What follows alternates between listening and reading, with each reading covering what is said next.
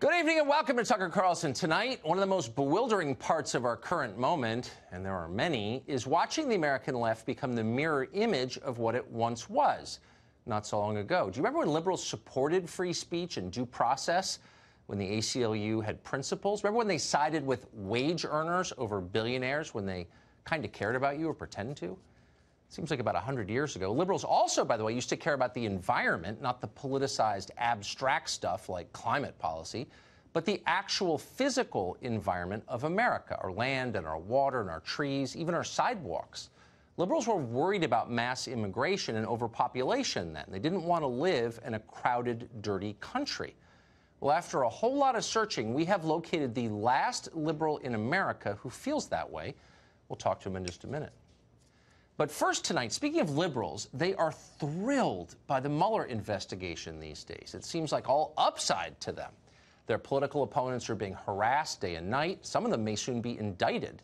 The administration can barely govern with all the noise about Russia. Now, Robert Mueller is said to be a Republican. They always tell us that. But in effect, Mueller is doing the heavy lifting of the Democratic Party. If you're a progressive who hates Donald Trump, this is like Christmas every single day. Or is it? Writer T.A. Frank has his doubts about that. Frank is no right-winger. He doesn't like Donald Trump, actually. But he's thought this through carefully. In an insightful piece for Vanity Fair, Frank wonders if liberals will look back on this moment and consider the Mueller investigation worth doing.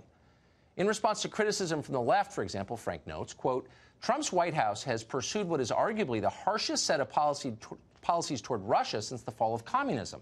That's hardly something to celebrate. Yet nearly all of the pressure from the center left, as much as from the right, is toward making it even tougher on Russia.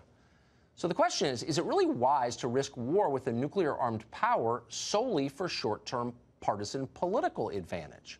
Is that a precedent you want to set, Frank wonders? And then this, which ought to be printed and taped to the fridge in the kitchen of every political consultant on the Democratic side in Washington. Here it is, quote, the weapons you create for your side today will be used by the other side against you tomorrow. Do we really want the special counsel investigation to become a staple of presidential life? It's a creation with few boundaries on scope and a setup that encourages the selection of a suspect followed by a search for the crime rather than the other way around. Well, that's a good point. Democrats are now telling us that Robert Mueller is somehow above the reach of government. Any executive branch oversight of his investigation qualifies, they tell us, as an impeachable offense. In their view, Mueller is something like a God prosecutor, accountable only to himself. But the question is, will Democrats be comfortable with that standard when the next independent counsel investigates the next Democratic president? And more to the point, whatever happened to representative government? Shouldn't all federal employees answer to elected officials who in turn answer to voters? That's what representative government is. Well, not anymore. In the name of defending democracy, the left is weakening democracy. Democrats don't seem to understand that now. They're having too much fun watching their enemies suffer. But they will understand it, and likely they'll deeply regret it. Robin Biro is a former Obama campaign regional director. He joins us tonight. Robin, thanks a lot for coming on. Thank you, Tucker. First to the Russia question, I would never argue that Russia is our friend. I think, they don't seek our best. And I think they've undertaken a lot of mischief at our expense over the years. In the last election, probably one example of it. But the idea that Russia is our primary geopolitical adversary is like insane. It's untrue. That, of course, would be China. No one disagrees with that.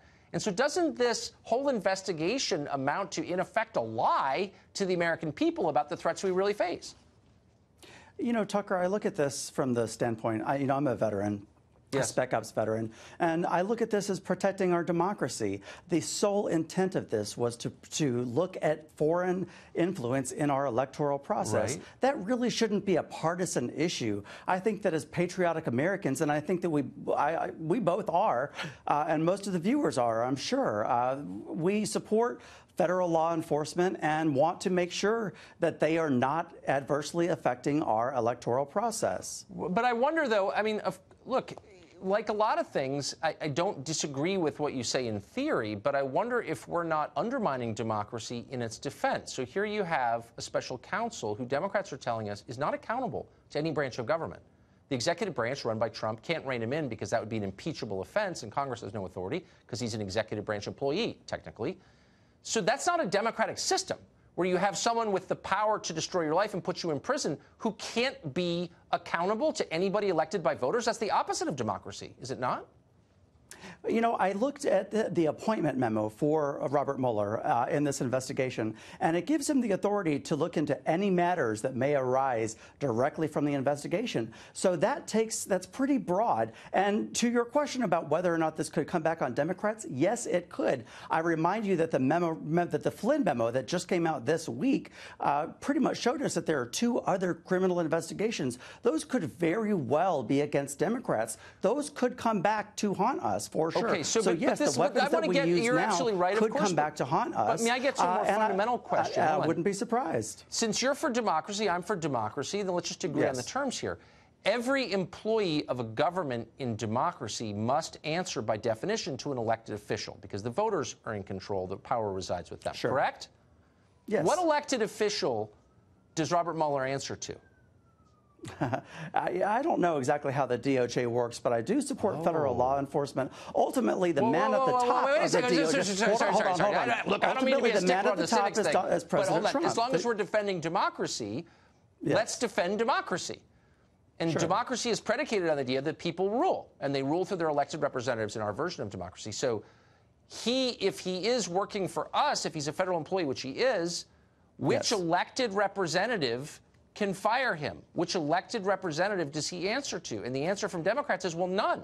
But that's not democracy, is it? No. That's something else. That's more like, I don't know, monarchy. Technically, well, if you want to get technical, he answers to President Donald Trump, who is, by technicality, he's head of all of law enforcement. He's our chief law enforcement officer. By technicality, so was he elected? Would he not then by be voters, the ultimate person that he would answer to? Donald Trump himself has said that he's had the authority many times to fire him and chose not to for political reasons. I think that was a good move on his part. Yeah, but maybe it was politically or not. But Democrats are telling us, and I watch the dumb people on TV. It's on in my office all day long, and I do. I can't help it.